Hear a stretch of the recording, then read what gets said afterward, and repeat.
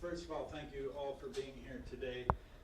This morning, as the Snowbirds were preparing to continue Operation Inspiration, they had an unfortunate crash in the city of Kamloops. That crash occurred about 11:30 this morning. The crash alarm at YKA, the Kamloops Airport, was activated. The Kamloops Airport dispatched their airport crash vehicle and a technician. As well, there were over 30 calls to dispatch at Kamloops Fire and Rescue. As a result, Kamloops Fire and Rescue responded with Hall 2 in the Brocklehurst neighborhood. They were assisted by Hall number 1, our main hall, as well as Hall number 3 in Valley View. In total, we had 14 personnel and 5 pieces of apparatus on the scene. The apparatus was dispatched to 2454 Glenview, where there was a structure fire and an air crash, as well as to 868 Shriner, where there was an injury. The airport set up their emergency operations center at the Kamloops Airport and have been operating that since. As well, an emergency operations center was set up at Kamloops Fire and Rescue in Hall number 1. I'm pleased to be joined today with Fire Chief Mike Adams, as well as our Communications Director, Wendy Heshka. The military have indicated that they are sending an investigation team here to Kamloops, and they will be here shortly. In the meantime, the birds are grounded here in Kamloops, and we have extended everything that the City of Kamloops and Kamloops Airport can do for the Snowbirds team while they are here. I spoke earlier today with the Prime Minister's office, and I had a call from Harjit Sajjan, the Minister of National Defense, and they will be issuing statements later on today. But I wanted to take this opportunity to thank the Kamloops Airport, YKA, for their response, Kamloops Fire and Rescue, the BC Ambulance Service, the RCMP, and in particular our dispatchers, and I met personally with our dispatchers earlier this afternoon. I also want to talk directly to the citizens of Brocklehurst. This has been a very startling and shocking incident in your neighborhood, and it comes on the heels of yesterday, and yesterday was inspirational in Kamloops because Operation Inspiration performed here yesterday, and they were widely received and welcomed by the citizens of Kamloops. We're a military town. We have a great relationship with the 419 Squadron in Cold Lake, Alberta. And so this accident today really shakes us to our core, but we will respond to it in every way that we can to support the Canadian military as well as the women and men in service. Thank you very much for your time. I will take questions.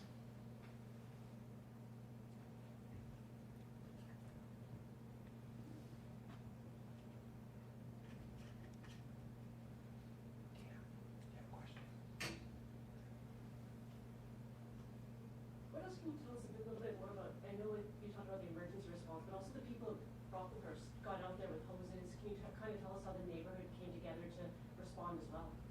I have no first-hand knowledge of the response of neighbors in the area, nor have I been to the crash site.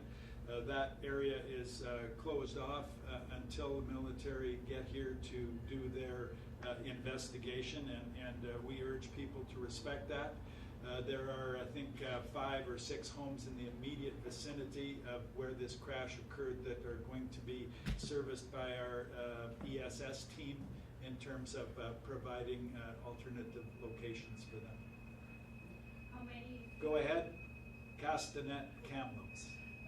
Pardon me. How many homes were damaged in today's incident? We had a structure fire at one home and an injury at another.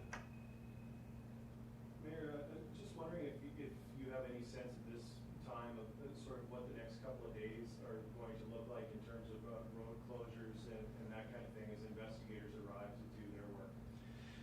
We would likely shrink the perimeter in and around that to allow as normal an operation as we can in the Brocklehurst neighborhood, but recognize this, that this has really shaken that neighborhood.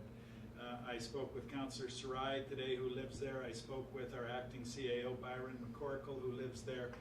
This was a tragic scene that had a huge response from emergency vehicles, not something you would expect, in the middle of May on a long weekend in Kamloops. Further questions?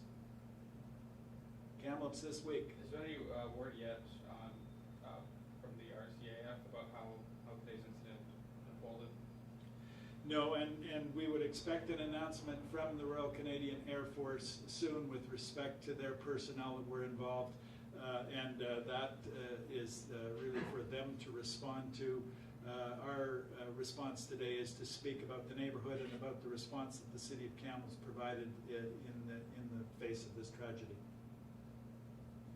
Maybe for the fire chief, I'm just wondering if he's able to kind of describe, I'm not sure if you were there yourself today or if you've just sort of heard from members of the force, but just wondering if you're able to kind of just describe sort of what the scene that they happened upon when they got there, what did they have to do first, and how did it sort of play out?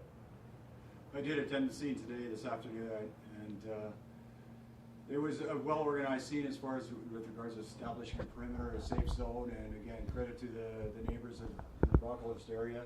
They're very respectful of established security zone and allow our people to do the good work that we do. There was a tremendous amount of cooperation between agencies, including Kamloops Fire Rescue, RCMP, the Air Force Crash Truck, BCA Ambulance, and military personnel. With regards to the damage, there was a large amount of debris in around a three home proximity.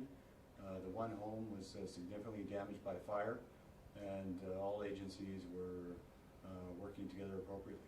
Was the home actually directly struck, or was it just hit by debris and that's what set it alight, or were you able to tell? Difficult to determine, but there was obviously debris in the vicinity. Was there anybody in the house at the time? We have conflicting reports with regards to that. Initial reports were that there was 2 occupants in that building, but we do know that they've been taken care of by our emergency support services and given an alternate location to reside. Was anything else other than the house damaged? Cars, electrical lines? Difficult to determine. There's a number of debris around the vicinity, and as you can imagine, that there were some sidelines that were obscured by myself. Further questions?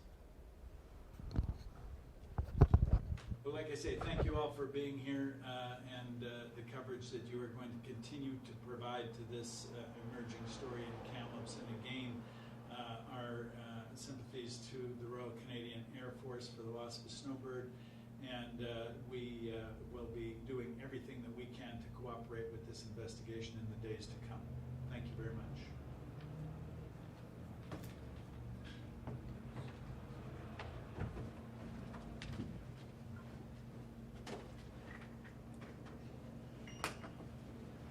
Thanks for coming, everyone.